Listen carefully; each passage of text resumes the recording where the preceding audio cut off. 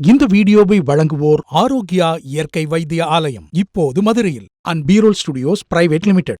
Hello வைத்தியன் YouTube நேயர்கள் அனைவருக்கும் வணக்கம். நம்ம இன்னைக்கு பார்க்க போறது குளிர்காலத்துல நம்ம என்னென்ன சாப்பிடணும், எப்படி இருக்கணும்ன்றத பத்தி நம்ம பார்க்க போறோம். காலையில கோதுமை கஞ்சி அல்லது ஆவியில் வேக வைத்த உணவையே நம்ம சாப்பிடணும். எண்ணெய் ஐட்டங்களை முழுமையா தவிர்த்து விட்டுறணும். சமையல்ல மிளகாய் அளவை குறைச்சு மிளகு அதிகம் சேர்த்து கொள்ளுங்க. சுவை கூடும், உடலுக்கும் நல்லது. வெளியே செல்லும் போது காதுகளை ஸ்கார்ஃபால் மூடியபடி செல்லுங்கள். கழுத்து, மார்பு திறந்திருக்கவே கூடாது. இனிப்புகளை அதிகம் சாப்பிடாமல் தவிர்ப்பது நல்லது. அதற்காக காரம் பக்கம் சாயவும் கூடாது. கொதிக்கும் வெந்நீர்ல கொஞ்சம் நீலகிரி தைலத்தை போட்டு கலந்து வாரம் ஒரு முறை ஆவி பிடிக்கலாம். சளி அண்டாது, சருமமும் பளிச்சென்று இருக்கும். வாரம் ஒரு முறை ஆடாத்தொடை இலையில் கஷாயம் வைத்து சாப்பிடணும். சைனஸ் இழுப்பு தொந்தரவுகள் உங்கள் பக்கமே தலை வைத்து படுக்காது. இரவில படுக்கும் முன் ஒரு டம்ளர் சூடான பால்ல கொஞ்சம் மிளகு, பனங்கற்கண்டு, மஞ்சத்தூள் கலந்து குடிங்க. கீரைகளில் குளிர்ச்சி அதிகம். குறிப்பாக பொன்னாங்கண்ணி, மணத்தக்காளி, சிறுகீரை போன்றவற்றை குறைத்து கொள்ளுங்க.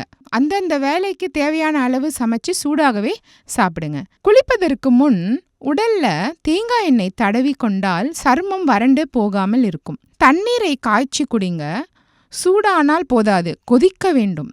அதை ஒரு நாளைக்கு மேல் உபயோகிக்க வேண்டாம். அன்னன்னைக்கே சூடு பண்ணி அன்னன்னைக்கே குடிச்சு முடிச்சிருங்க. பூசணி, வெண்டைக்காய், வெள்ளரிக்காய், தக்காளி போன்றவற்றை பகல்ல மட்டும் சேர்த்து கொள்ளுங்க. குளிர்காலத்துல சீக்கிரம் சாப்பிடுவதும் சீக்கிரம் தூங்குவதும் ரொம்ப நல்லது. வெகு நேரம் டிவி பார்க்காதீர்கள். வாரம் ஒரு முறையாவது இஞ்சி ரசம் இல்லைன்னா இஞ்சி துவையல் என ஏதாவது ஒரு வகையில உணவில இஞ்சி சேர்த்து கொள்ளணும். காட்டன் உடைகளை மூட்டை கட்டி வச்சுட்டு நல்ல கனமான அழுத்தமான ஆடைகளே நம்ம அணியணும். சமையல் அறையில் செருப்பு போட்டு கொண்டு வேலை செய்யுங்க. ஏன்னா தரையில் இருக்கிற குளிர்ச்சி நம்ம காலில் படாமல் நம்மளுக்கு சளி பிடிக்காமல் இருக்கும். அதற்குன்னு தனியாக ஒரு செருப்பு வச்சுக்கோங்க வீட்டுக்குள்ளே போடுறதுக்கு. கால்களில் க்ரீம் தடவி அதற்கு மேல் சாக்ஸ் போட்டு நம்ம தூங்கலாம்.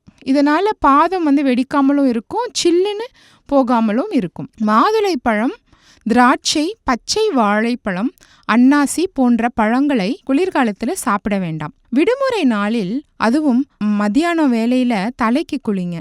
முடிய நன்கு காய வச்சு சாம்பிராணி போட்டு கொள்ளுங்க. இரவில் பனி விழும் இடத்துல கிடந்த துணிகளை சில்லுன்னு அணியாதீர்கள். மின் விசிறியில் நல்லா உலர்த்தி அதுக்கப்புறம் போட்டுக்கோங்க. ஜன்னல்களில் அழுத்தமான சாக்கு, திரை சீலைகள் தொங்க விடலாம். ஏன்னா உள்ள கொஞ்சம் வெதுவெதுப்பாக இருக்கும். தொண்டை எரிச்சல், வறட்சி, தலைகணம் நீங்க காலையில் இஞ்சி டீ அல்லது சுக்கு காப்பி குடிக்கலாம். இது மாதிரி செஞ்சிங்கன்னா குளிர்காலத்துக்கு ரொம்ப நல்லதாக இருக்கும். இந்த வீடியோ உங்களுக்கு பிடிச்சிருந்ததுன்னா லைக் பண்ணுங்க, ஷேர் பண்ணுங்க. மறந்துடாம வைத்தியன் யூடியூப் சேனலை சப்ஸ்கிரைப் பண்ணுங்க.